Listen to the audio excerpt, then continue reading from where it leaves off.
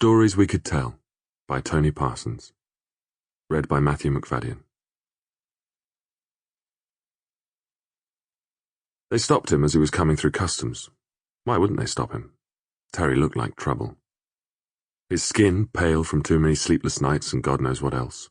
The second-hand suit jacket from Oxfam, the CBGB's t-shirt, Levi's that hadn't been touched by water since the day he bought them and wore them in the bath, Doc Martens boots, and his short, spiky hair dyed black, badly. "One moment, sir." Sir used like a joke, as if anyone would seriously call someone like Terry sir. Two customs men, one with mutton chops and a mullet, and the other one really prehistoric. "You been far, sir?" This from the elderly geezer. "Berlin," Terry said. The old geezer flipped open Terry's thick blue passport and did a double take. The pale-faced youth before him bore little resemblance to this snapshot from Terry's previous life, the living at home with Mum and Dad life, the working at the gin factory life when he walked around lost in dreams, and all his dreams were of getting out. In the mugshot, Terry peered out at the world from under a failed feather cut, trying to look like Rod Stewart. It was a snapshot from when Terry was still waiting for his life to start.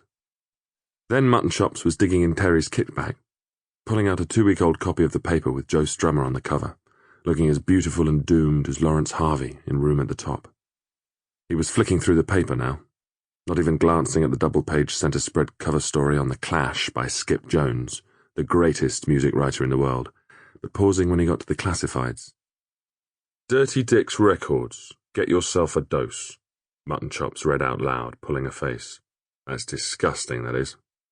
He tossed the paper to one side and rummaged deeper, producing Terry's truly irreplaceable cassettes from his recent interview with the legendary Dag Wood, the only man to be booed off stage at Woodstock. Terry felt like telling the bastards to go and do something useful, like go and catch Carlos the Jackal, but he thought that might be an invitation to a full-body search, so he clenched his buttocks and wondered how long his girlfriend would wait for him. "And was your trip business or pleasure, sir?" said the older man. "I'm a journalist."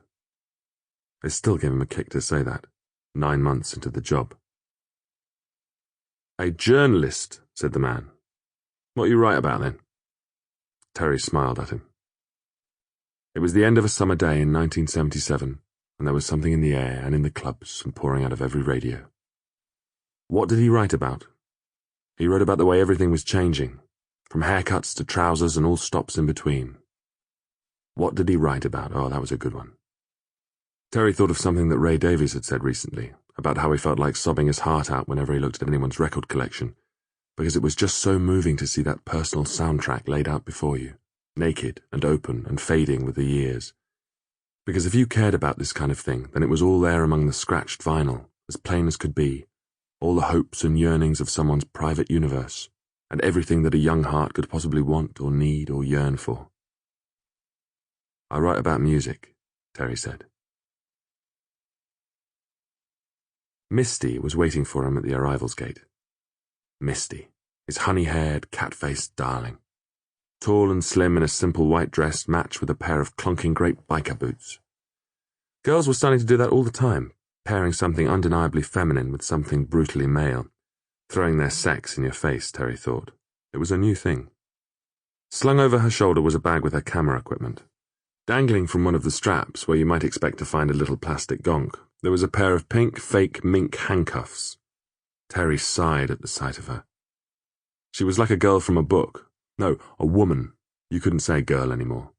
That was another of the new things. It wasn't allowed to say girl, you had to say woman, even when there were still, technically, legally girls. It was something to do with what Misty called the suffocating tyranny of men.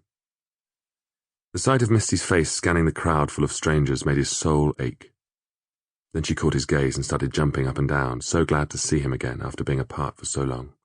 Over a week. She ducked under a sign that said strictly no entry and ran to him.